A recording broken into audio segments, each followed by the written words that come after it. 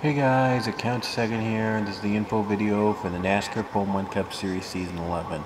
I apologize for the little bit of the echo here in the background, but like I said, I'm using the Max screen recorder from QuickTime Player, and this is probably the best I could do in terms of sound, recording it while shooting video at the same time, because if I get any higher, there's going to be a weird sound that every time I higher the volume, it's a weird sound comes back in the feedback, and it's annoying. So this is the best I could do. This is probably the highest I can go without having that sound annoy the video. So I apologize for the echo, and hopefully I won't have to deal with too much of this problem when we get to recording the races. So anyway, this is the info video for the NASCAR Pole 1 Cup Series Season 11. All the drivers of the races are revealed. Yeah, all that good stuff. So anyway, let's get right on to it. Let's get to the cars, the drivers that are going to be racing in Season 11. Just a quick note before we start. We usually show the cars that they are in the cars that they are going to be racing in with opponent manager.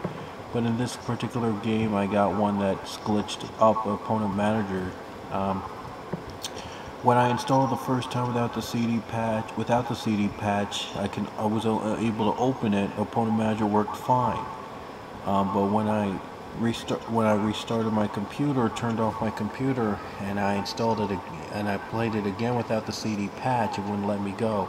So I needed to install the no CD patch, and when I did, it wouldn't let me load opponent managers. So I really have to find a way to work it. It's really tough to work around it.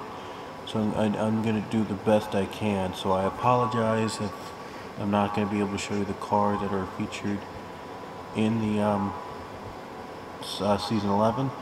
However, we're using the Gen 6 2014 mod, so you probably know what the cars already look like by now. So anyway, here are the drivers going to be racing in for Season 11.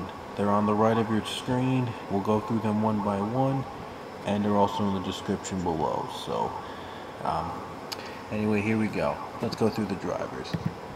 In the one machine, we have Jordan Davis, Mr. Yamp, who usually does my logos, but this season, though, I'm going to be doing the logos myself. So I'm going to give him a little bit of a break and just focus on his racing right now. So I'll be doing the logos myself, if you don't mind.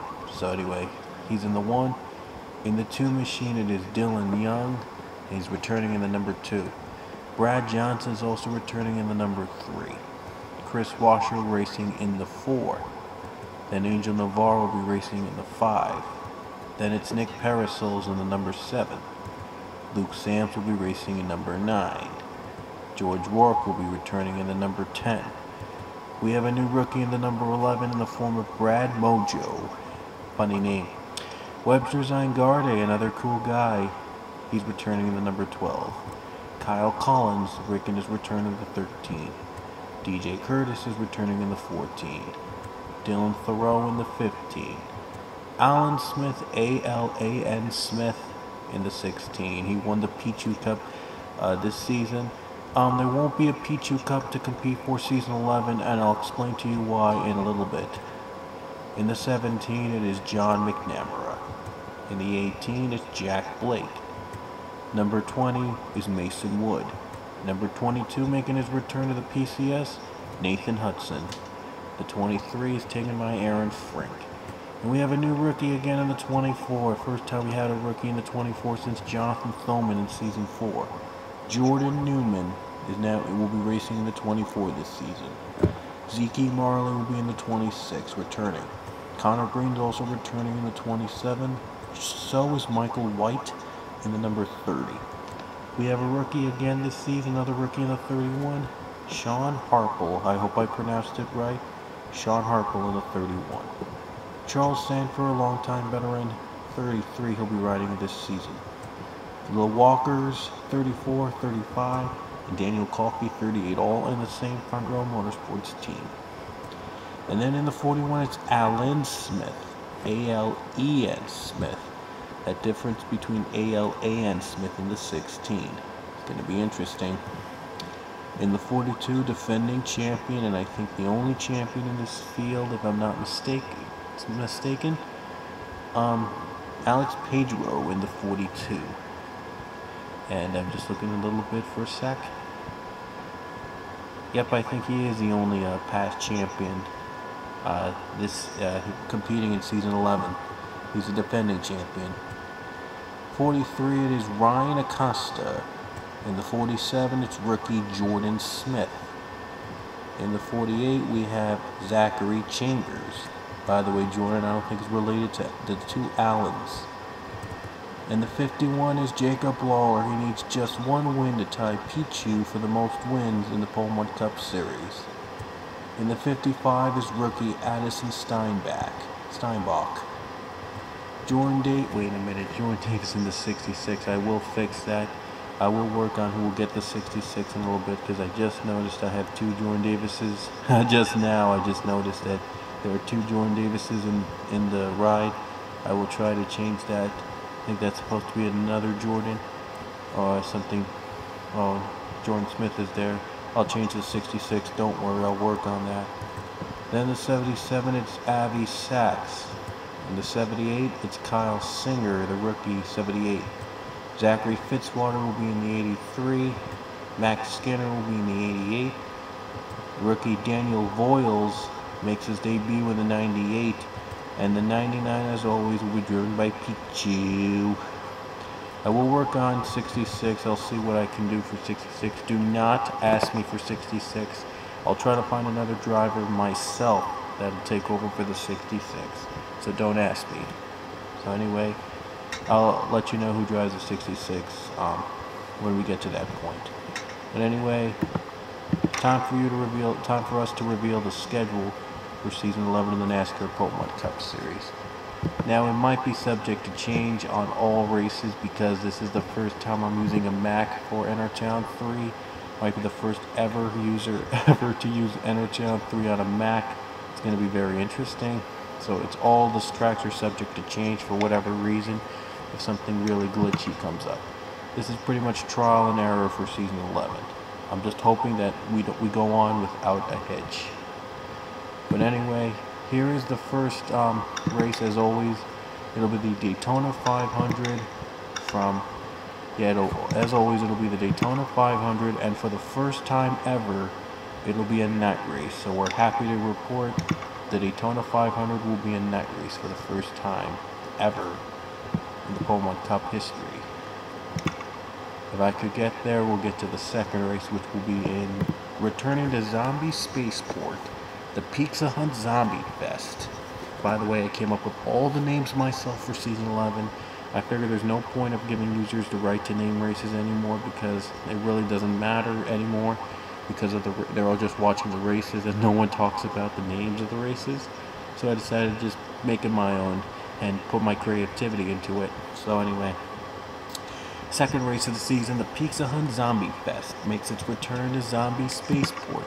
Last time we raced at Zombie Spaceport, it was a dead heat battle in the Showdown race back in season 9. So it's pretty interesting to make a return.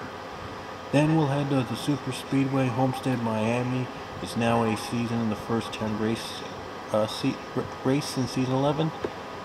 It'll be called the Toyota Care 500, and it will be a regular season race, so to speak.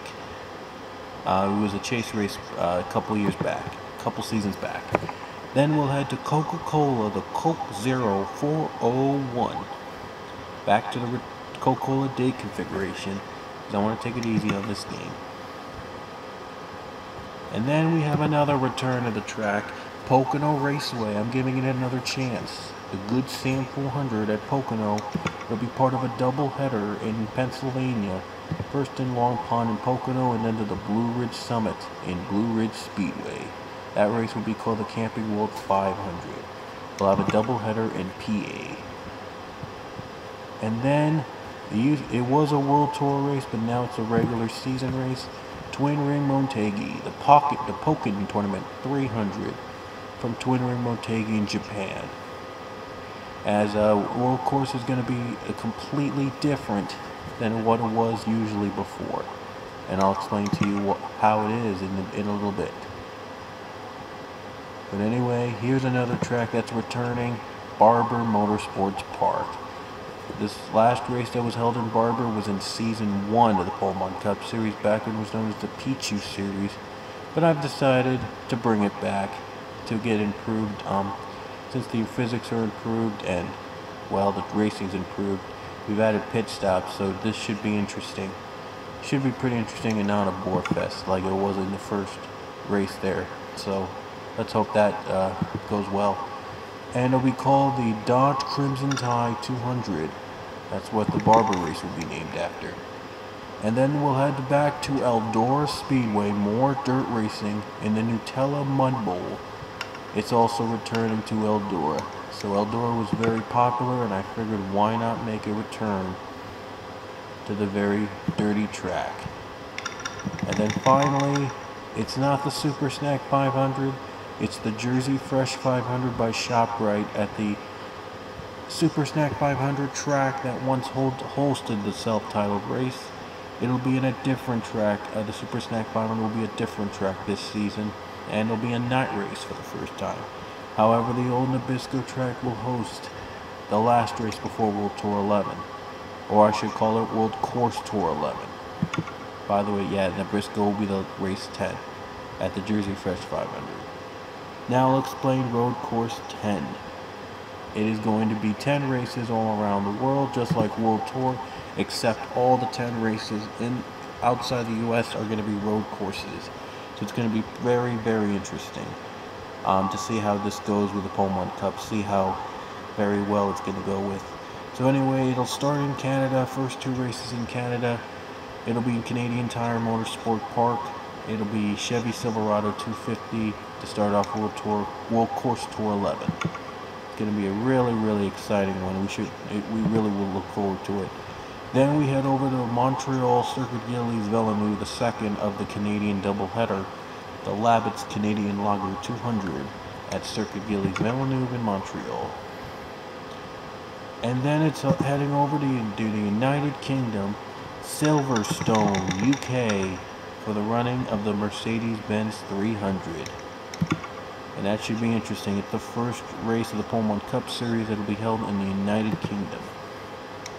Then it's the old Germany track, the Hungary track, Hungaroring, for the ExxonMobil 200. It'll be in Hungary. And then we continue our world track at Bahrain International Circuit for the running of the Drive Club 250. That we haven't raced in Bahrain, I think, since season 1. I can't wait to try it again. And then we go to Italy for Monza, Italy, for the running of the Ferrari Grand Prix of Monza. Then it's Albert Park in Melbourne, Australia, for the running of the Qantas 300. And then it's back to Donkey Kong's Trop Jungle Raceway for the running of the Mario Kart 8 500. And then Pullman Cup Series makes its return over to Monaco for the duels, the Santander duels.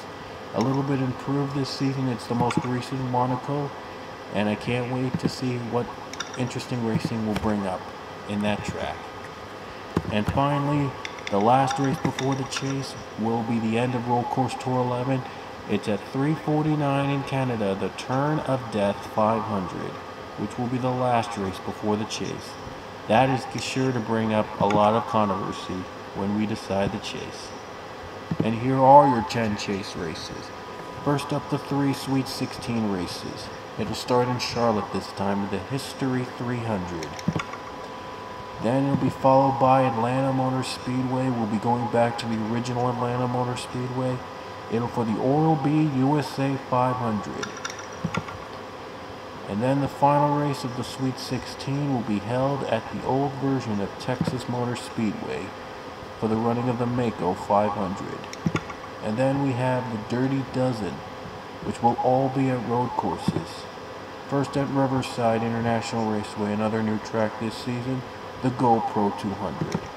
Then it makes its short track over, continues its California doubleheader, road course, dirt doubleheader, whatever you call it, at Sonoma Raceway, Infineon Raceway as it calls, the Fort Seymour 350.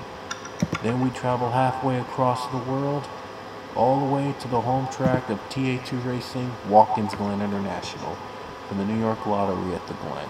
That'll wrap up the 30 dozen. The Elite Eight will all be at Super Speedway, starting with Talladega, the Fastenal 500. Then it'll be the Brickyard 400 live from Indianapolis Motor Speedway, presented by Mountain Dew. And I talked about the Super Snack 500 becoming a night race, and it'll be moving to a new night track, New Jersey Motor Speedway, New Brunswick. It'll be that's where the 11th running of the Super Snack 500 will take place. It'll be the first race under the lights. Excitement fills the air. And last but not least, the season finale. My apologies, I'm still trying to get used to Mac.